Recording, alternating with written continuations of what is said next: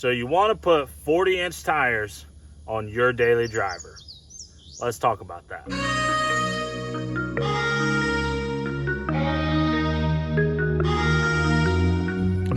What is going on, guys? It's Carlos. Welcome back to the channel. We just hit the 90-day mark of me running these 40-inch Mickey Thompson Baja Bosses on my daily driver. And these are a few things I think you should know if you're planning to do the same.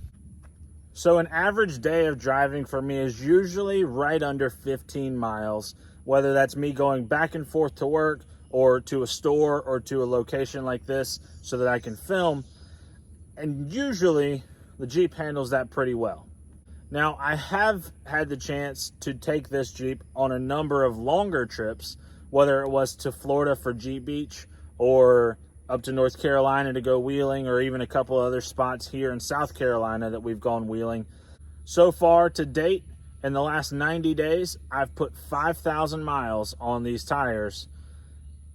And let me show you how they're holding up.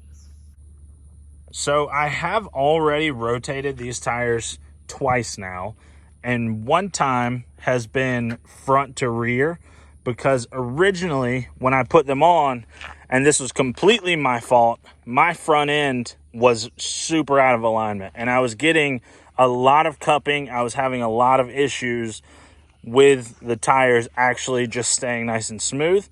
And being that these are a pretty expensive tire, I didn't want to cause any issues down the road. So I got the alignment, rotated the front to the back, and now they've smoothed out. So I brought this handy dandy tread gauge so that we can actually see how much these tires have worn in that 5,000 miles. Now, the rear tires were the ones that were starting to cup on the front because of the bad alignment. So they have been moved back and they have since leveled out. As you can see, there's no more cupping issues. But because of that, I do expect them to be a little bit lower on the tread. And I don't know if it's focusing or not, but that puts us right at 18-30 seconds on the rear. And the front, I've had no cupping issues on this tire, so I expect them to be slightly higher than the rear. Trying to go in the same lug there. And that one, it looks like we are right at 21-30 seconds. Maybe like 20 and a half.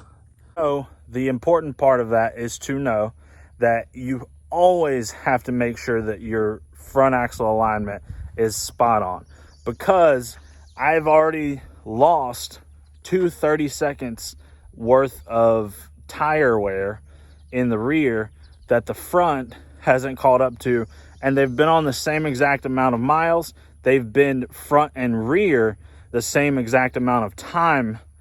And it's literally just because my front axle was unaligned, started cupping, and then I had to rotate them out after I got that front end aligned.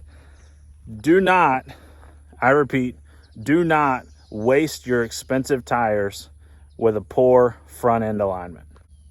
So the wear part is covered, but how about how the tires actually perform on the road? And I'm going to be honest with you guys. On the road, I've had no issues, whether it was raining or even like deep standing water. No issues with them hydroplaning. They do really good at staying planted on the street. And I've had some other tires in the past that I haven't been able to say that about. So definitely having such large voids in the tire helps it to combat any conditions that you're going to see on the road pretty well. With, however, the larger voids, that does leave us open to louder road noise. The Jeep is pretty loud as far as the exhaust goes. It's almost a little bit too loud. But even with that said, the tires, I can hear well over the sound of the exhaust just on a daily driving basis. So on a scale of 1 to 10, 10 being the loudest, these tires are probably a 7 for me as far as tires that I have actually used on the road and how loud they are.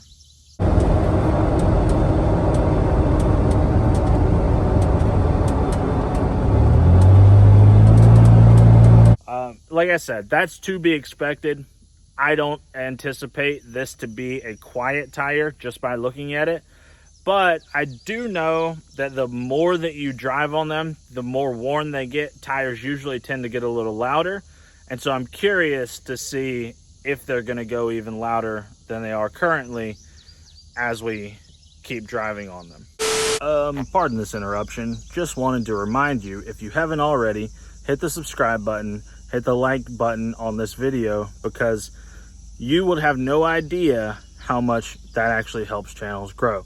I've got some really great plans for this channel, but I can't really do them unless I've got more people watching. So go ahead, hit the like button, hit the sub button, tell your friends, share the video, comment below, do all of that cool stuff so that YouTube thinks that I'm cool and they start recommending me to other people, and then we can grow this channel together, and then we get into some really cool stuff. Thank you guys. Back to the tire review.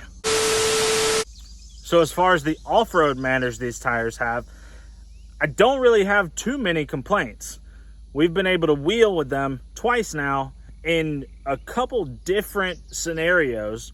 One being gulches here in South Carolina. If you guys didn't see that video already, I'll link it below.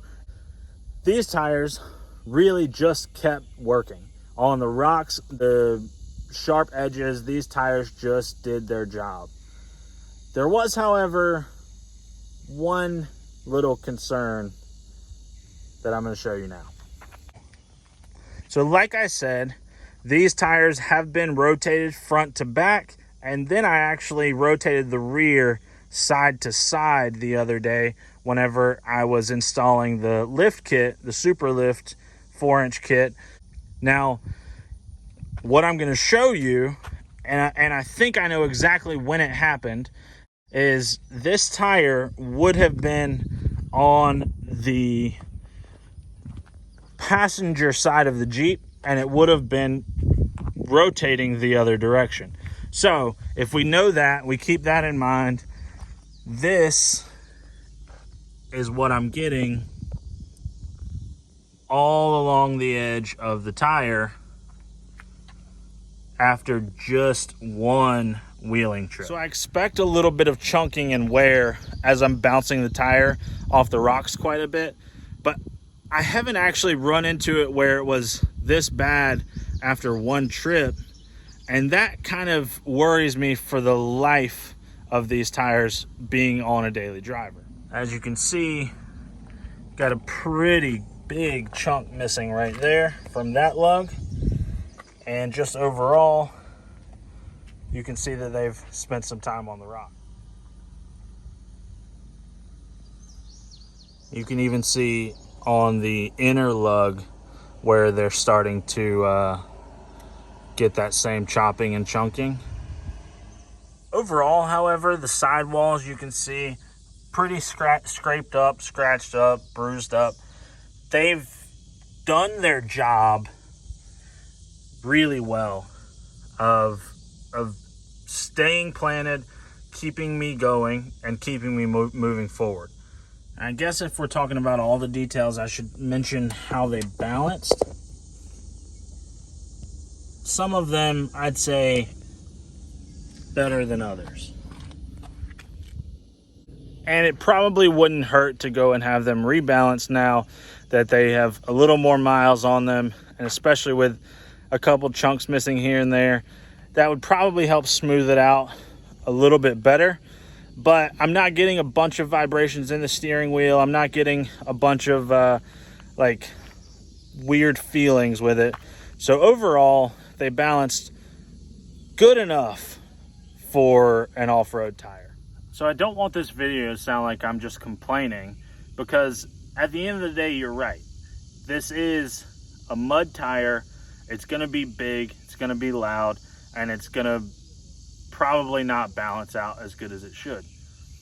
Like I said, that's to be expected.